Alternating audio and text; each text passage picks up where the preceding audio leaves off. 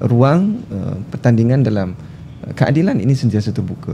Kita tidak pernah menyekat mana-mana pihak ataupun mana-mana individu untuk menawarkan khidmat mereka berbakti kepada parti ini.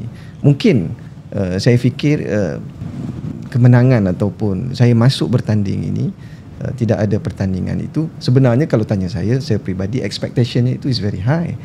Maksudnya jangkaan anggota di bawah itu terhadap kepimpinan yang baru ini sangat tinggi. Tapi apa message yang kita boleh sampaikan di bawah ini ialah bagaimana kita dapat mengaplikasikan semangat musyawarah.